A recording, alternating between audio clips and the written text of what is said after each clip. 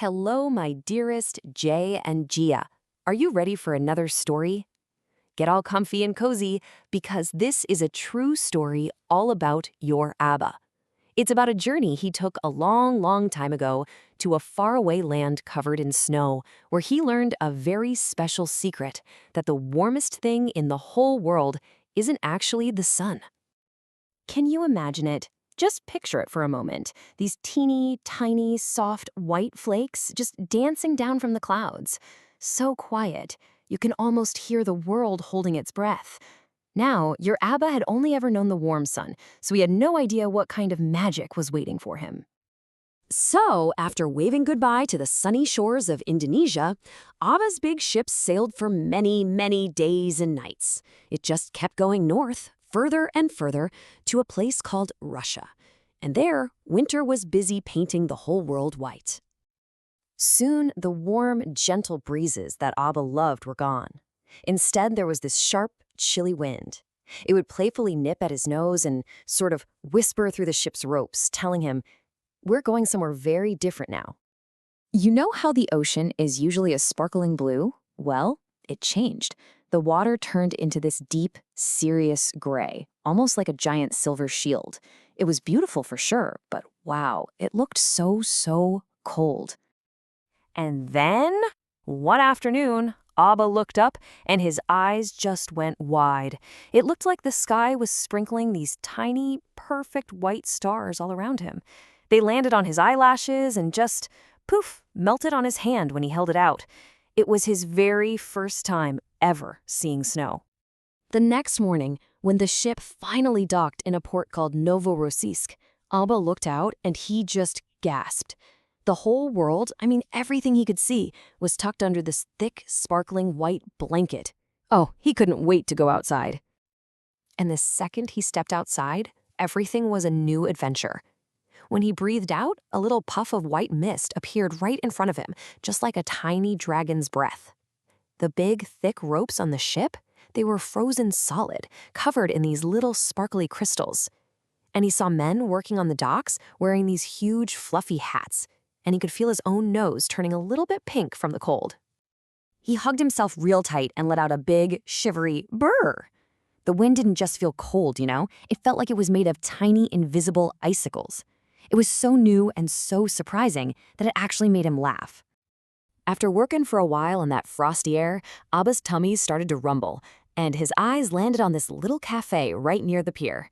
It looked so cozy with this warm, golden light spilling out of its windows, almost like a little lighthouse in all that snow. And as he got closer, the most wonderful smell floated over to him. It was rich and warm and earthy, like sweet vegetables and spices all mixed together. It was a smell that basically said, "Come on in, it's warm in here."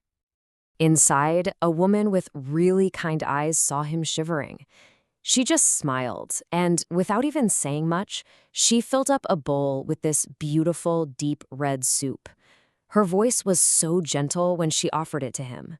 That simple invitation, it felt as warm as a hug. Abba took his first spoonful, and oh, that feeling. Warmth just spread all the way from his tummy to the tips of his fingers and his toes. But it was more than just hot soup. It felt like he was actually swallowing sunshine. It was the warmth of the food, yeah, but it was also the warmth of a stranger's kindness. So, with a nice, full, and happy belly, Abba stepped back out into the snow. But his day of discoveries wasn't quite over yet. He was about to find a whole different kind of warmth, the kind you can't get from a bowl of soup. So, to keep his hands from getting cold again, Abba reached into his pockets. But wait a minute. One hand found a warm, woolly glove, but the other hand, it found nothing but an empty pocket. Oh no! He must have dropped his other glove somewhere on the snowy path. Just as he started to feel a little worried, he saw a small boy holding up the missing glove. The boy looked at Abba and asked a little shyly, "Yours?" Well, Abba's face just broke into a huge smile.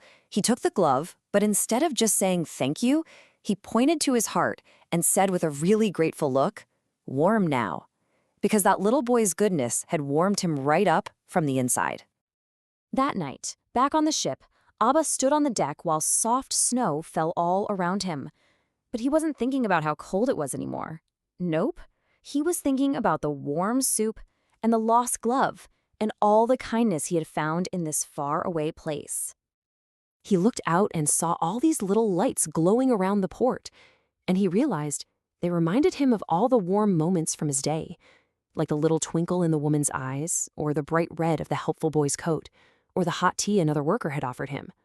All those small, kind things were like little lanterns glowing in the cold.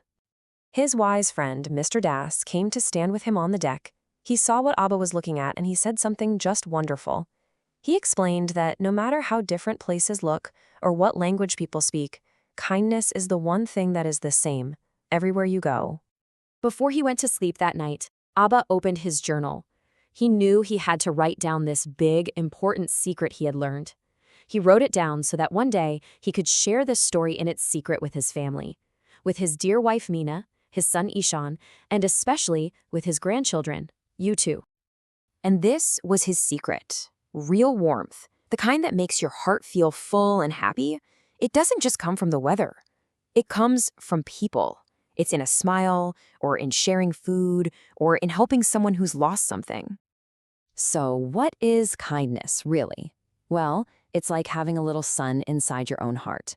And the most magical thing about this little sun is that you can share its light and its warmth with other people, making them feel all sunny inside too. Your Abba kept this warm memory in his heart for so many years, just waiting for the right time to share it with you. So now, the secret is yours, and you get to share it not just by telling the story, but by doing kind things for other people. So here's a happy thought for you to carry. Every single day, you have a chance to be like that warm bowl of soup or that helpful little boy. What's one small, kind thing you could do to be a little bit of sunshine in someone else's day?